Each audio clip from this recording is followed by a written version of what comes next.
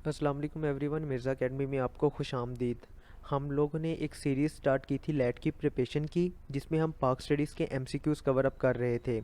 ये पेपर जो है इसमें टोटल 300 एमसीक्यूज़ थे लैट पाक स्टडीज़ के। इस पेपर की 3 वीडियोस पहले बन चुकी हैं, पार्ट 1, पार्ट 2 और पार्ट 3। इन तीनों का लिंक मैं आपको आई बटन में दे दूँगा। ये पार्ट 4 है पाक स्टडीज़ के एमसीक्यूज़ का। So let's start it. The first MCQ is the only female speaker of national assembly of Pakistan वास।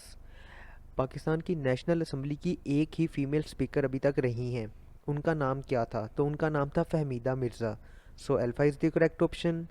The next is Raja Man Singh was trusted general of which Mughal emperor. कौन सा मुगलिया हुक्मरान था जिसका एक जनरल था राजा मन सिंह? तो वो था Akbar. So beta is the correct option. The next is FC college was founded in the year.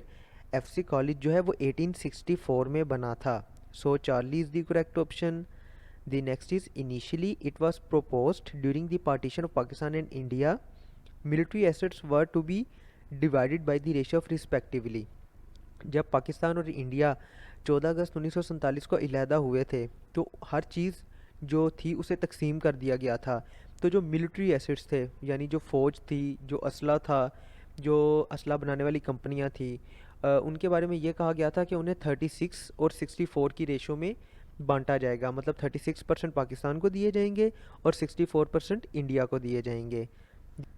The next is the last Hindu ruler of सब कॉन्टिनेंट वास। बड़े सगीर का आखिरी हिंदू हुक्मरान वो कौन था? तो वो राजा पृथ्वीराज था। So alpha is the correct option. The next is who destroyed the temple of Somnath. Somnath का मंदिर महमूद गजनवी ने तबाह किया था। So alpha is the correct option. The next is which battle made Humayun homeless wanderer. कौन सी वो जंग थी जिसमें हुमायूं हार गया था, उसके बाद वो बेघर हो गया था? तो वो हमारे पास जो जंग थी वो थी कनौज की। So Charlie is the correct option. The next is Mohammad bin Qasim belong to which tribe. Mohammad bin Qasim का ताल्लुक किस कबीले से था? तो उसका ताल्लुक स्काफ़ी कबीले से था। सो beta is the correct option. The next is third administrative division in the governance of Pakistan is. Pakistan की हुकूमत में या पाकिस्तान का जो गवर्नेंस सिस्टम है उसमें तीसरी एडमिनिस्ट्रेटिव डिवीज़न कौन सी होती है? तो वो होती है डिस्ट्रिक्ट के लेवल पे division. So Charlie is the correct option. Next page पे चलते हैं। The first one is which district of Sindh connect with 3 provinces. Sindh का वो कौन सा डिस्ट्रिक्ट है जो 3 सूबों के साथ लगता है? तो इसका वो डिस्ट्रिक्ट है कश्मीर, जो एक तरफ सिंध के साथ लगता है, दूसरी तरफ पंजाब के साथ लगता है और तीसरी तरफ बलूचिस्तान के साथ लगता है। The next is the first female finance minister of Pakistan who presented annual budget. Pakistan की पहली फाइनेंस मिनिस्टर जिन्होंने एनुअल बजट भी पेश किया था, तो वो हिना रब्बानी थी। सो beta is the correct option. The next is which city of Balochistan is called fruit garden of Pakistan. Balochistan का वो कौन सा शहर है जिसे फ्रूट गार्डन ऑफ पाकिस्तान कहा जाता है, जहाँ पे फल बहुत ज़्यादा होते हैं? तो वो है कोयटा का। So alpha is the correct option. The next is which is the national bird of Pakistan. Pakistan का कौमी परिंदा चकोर है। So delta is the correct option. The next is where is Katpana desert located. Katpana desert जो है वो किस जगह पे आता है, यानी किस इलाके में है पाकिस्तान के? तो वो स्कर्दू में वाक़या है। So beta is the correct option. The next is when Maulana Mohammad Ali Johar issued comrade newspaper. मौलाना मोहम्मद अली जौहर ने एक न्यूज़पेपर निकाला था जिसका नाम था कॉमरेड। तो उन्होंने ये कब निकालना शुरू किया था? तो उन्होंने ये जनवरी 14 1911 में निकालना शुरू किया था। The next is NCOC stands for. NCOC जो है ये कोरोना के दौरान में असद उमर जो कि एक सेनेटर थे उन्होंने बनाया था, और इसका मतलब था national command and operation centre. So beta is the correct option. The next is Durand line border between Pakistan and Afghanistan was drawn in. ये ड्यूरन लाइन जो थी ये मेनली बॉर्डर था बरे सगीर यानी डिवीज़न से पहले, जब पाकिस्तान और इंडिया इकट्ठे थे। तो बरे सगीर और अफ़गानिस्तान के दरमियान एक बॉर्डर, एक सरहद खींची गई थी। तो ये किस साल में हुआ था? ये हुआ था 1893 में। So beta is the correct option.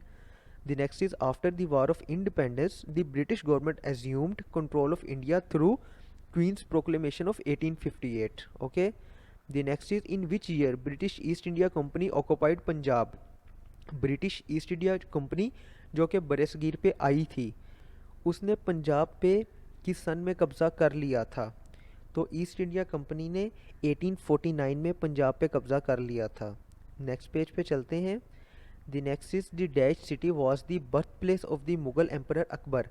Akbar जो कि एक मुगलिया हुक्मरान था, वो पैदा किस जगह पे हुआ था?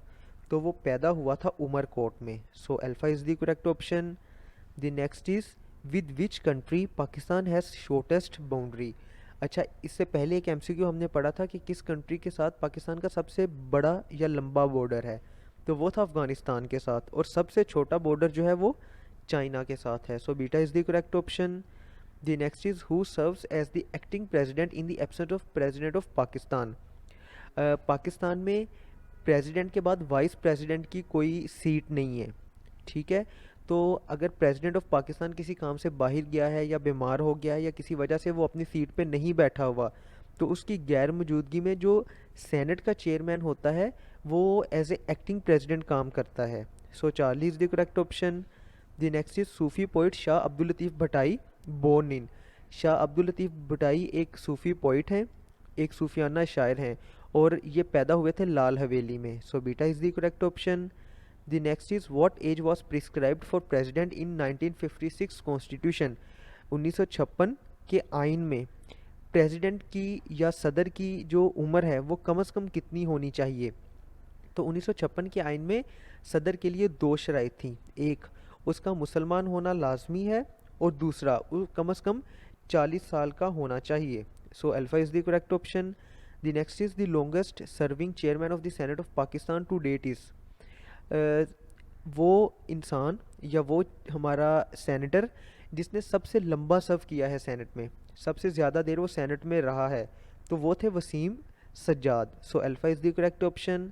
The next is what is the meaning of Gwadar. Gwadar का मतलब क्या है, उसका लिटरल मीनिंग क्या बनता है? तो उसका बनता है गेट या डोर ऑफ विंड, यानी हवाओं का दरवाज़ा। तो क्योंकि ये साहिल समंदर पे वाक़या है, तो इस यहीं से ही हवाएं जो हैं वो एंटर होती हैं पाकिस्तान में। सो इसे डोर ऑफ विंड कहा जाता है। The next is how many members were in the first assembly of Balochistan. Balochistan की सबसे पहली असेंबली में 21 मेंबर्स थे। So Charlie is the correct option. The next is which famous Mughal king was also a famous Urdu poet. हमने अक्सर बहादुर शाह जफ़र की नज़में और गज़लें पढ़ी हैं, तो ये वो मुगलिया हुक्मरान थे जो कि उर्दू के पोइट भी थे। The next and the last one for this video is Urdu Defense Association was founded in August 1900 in Daesh City। Urdu defence association जो उर्दू के डिफेंस में बनाई गई थी, यानी उर्दू ज़ुबान को महफूज करने के लिए उसके दिफा में, तो वो किस शहर में बनी थी? वो लखनऊ में बनी थी। So Charlie is the correct option. Let's end here. If you have any question, any query regarding it, you can ask in the comment section. Thank you.